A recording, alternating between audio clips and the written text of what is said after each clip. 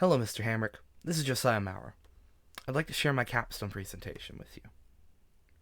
So, for my history capstone presentation, I decided to study and write about the city of Constantinople, specifically examining what about its defenses allowed it to last so long, with a focus on how it was supported by its government. So, I used a variety of sources, mostly different articles from really all over the world, which surprised me. I wasn't able to find a lot of American sources, but I found a lot of international ones, which also made it very hard to cite my sources because trying to find anything further on the website was often incomprehensible to me, unfortunately. So you'll find that a lot of my citations this time are title citations. But I do believe that my sources were still solid.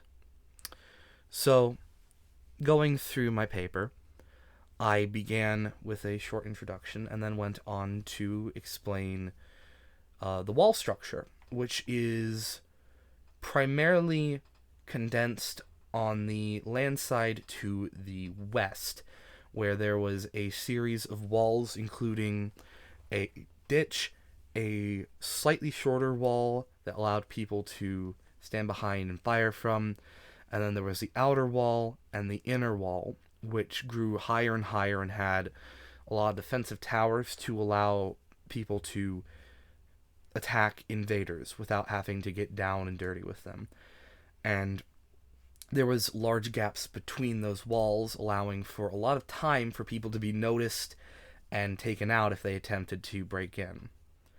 On top of that, they also used a large chain across the opening of what was called the Golden Horn. That's the body of water that divides the northern part of the city from the southern part of the city.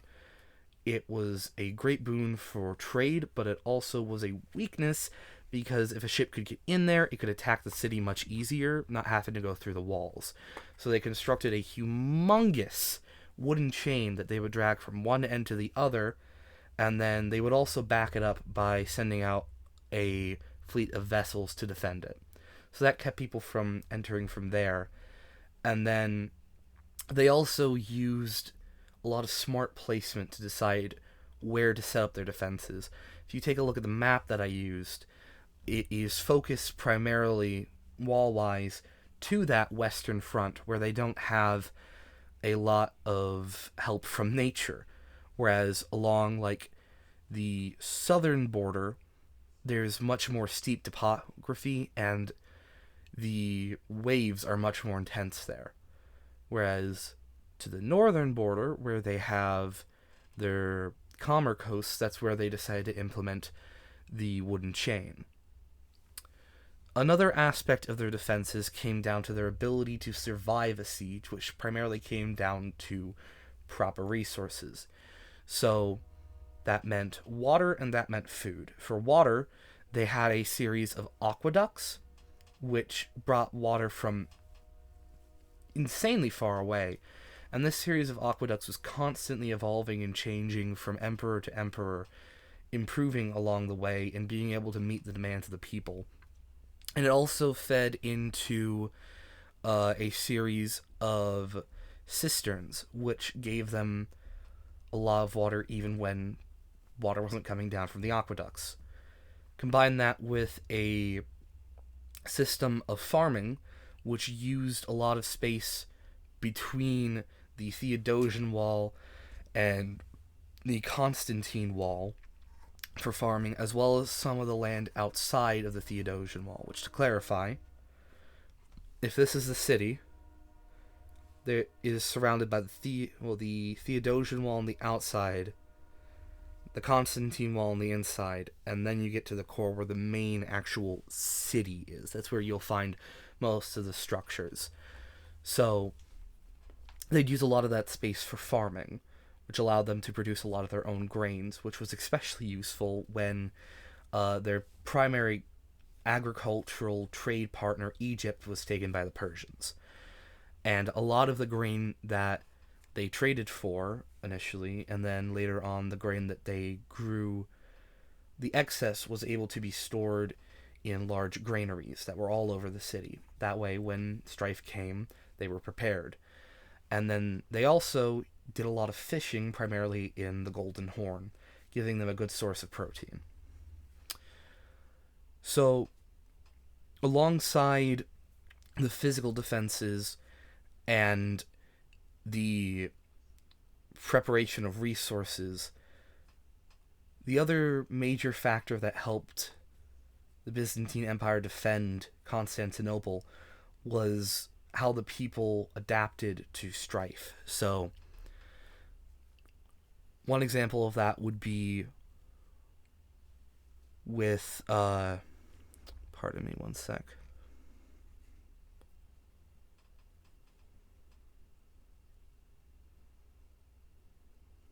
Here it is.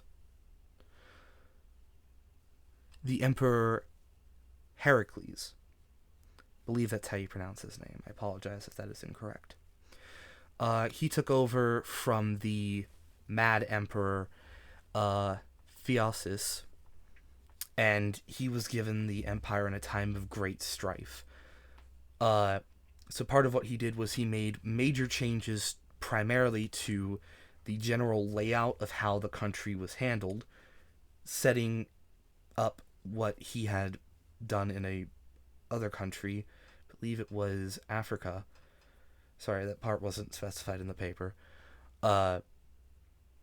Where he basically made a series of slightly smaller city-states that were still under control together, kind of like America, to be honest, that would be able to defend themselves, feed themselves, but still operate as one empire.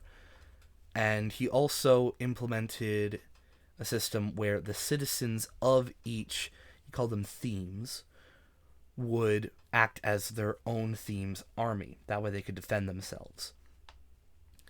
Which was a surprisingly effective method, to the point that after it was removed, the empire faced a lot of struggle. The other thing is that the people grew used to strife and adapted to it.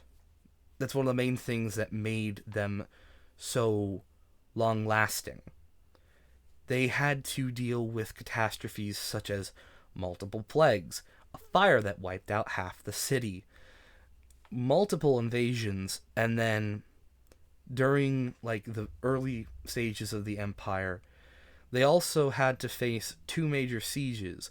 One shortly after Egypt fell, and which featured the destruction of their first aqueducts, and then later on a 2-year siege by the Arabs, which their only way to really prepare for was to send out anyone who could not survive it and then hope for the best. And yet, that was all before they began to develop stronger walls, and before they found better ways to store food, and before they made more aqueducts. The strife that they faced made them stronger. So, ultimately, I chose this topic because I find human perseverance fascinating, and I wanted to study it further. And also, I don't know, I feel like there's a large cultural idea about Constantinople. It's known for its fall, but people rarely ever sit down and discuss what it was when it was great. And so I wanted to bring attention to that. And I had a lot of fun discovering these things. I had a lot of fun finding weird sources and having to use the Wayback Machine. So ultimately, I believe I picked a good topic. Thank you.